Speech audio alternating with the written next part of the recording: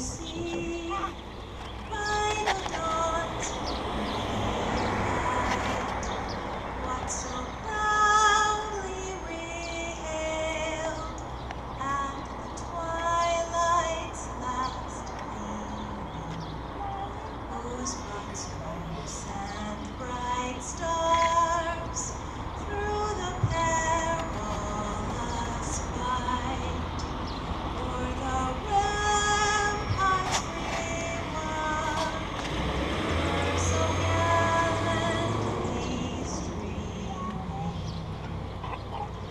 and the rocket's red glare, the bombs bursting in air, gave proof through the night that our flag was still there.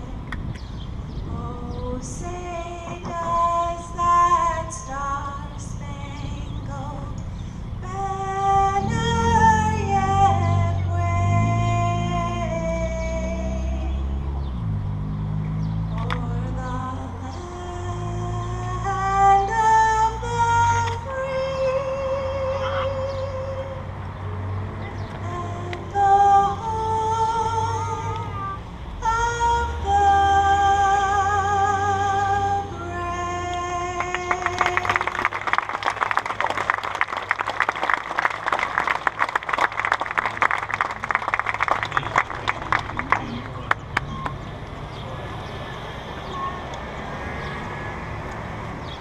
Now I'd like to introduce a very familiar face, State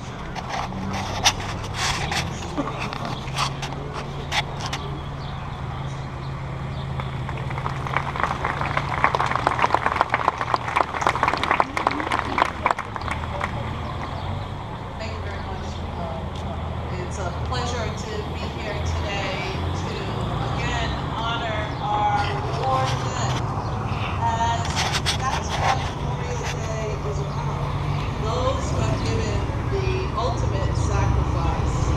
It means that we have many people to be grateful to for everything that we enjoy. But it is those who gave the ultimate sacrifice that we are here to honor today. So I found these words by Charles Henry Wood. It says, "Grant peace, O Lord, across our strife-torn world, where war divides and greed and dogma drive. Help us to learn the lessons from the past, that all are human and all pay the price. All life is dear and should be treated so. Joined, not divided, is the way to go. Protect, dear Lord, all who, on our behalf, now take the steps that place them in harm's way. May they find courage for each task they face, by knowing they are in our thoughts always. Then duty done and missions at an end, return them safe to family and friends. Grant rest, O Lord, to those no longer with us, who died protecting us and this their land. Bring healing, Lord, to those who through their service bear conflict scars on body or in mind. With those who mourn, support, and comfort share, give strength to those for hurt loved ones care. And some there be who no memorial have, who perished as though they'd never been. For our tomorrows there today they gave, and simply ask that in our hearts they live. We heed their call and pledge ourselves again.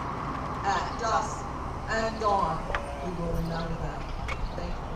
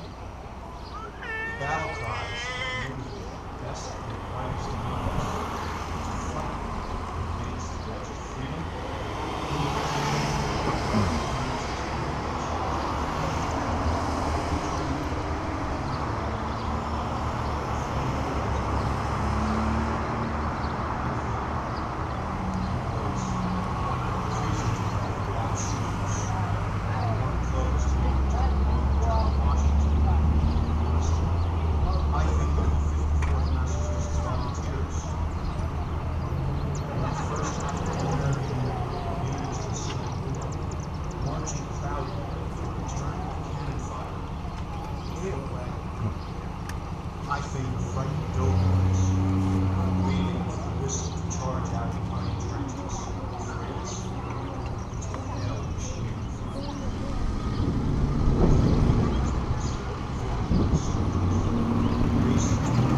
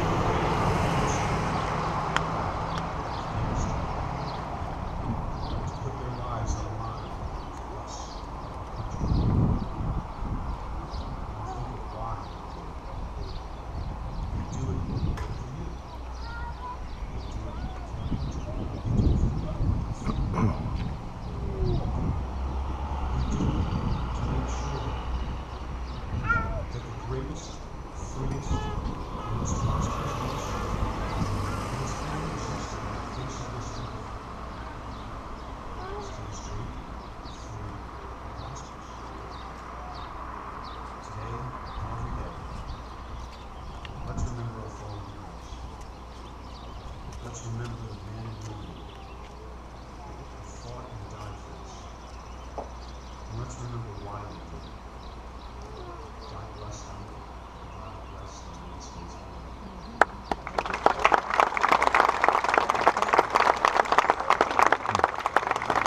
Thank you, Dalton. Now our reading.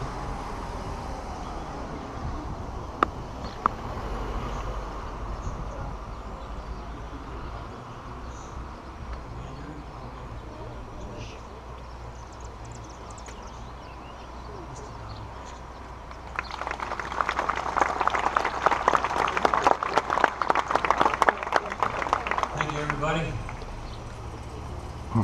beautiful day. It's not raining and it's not snowing.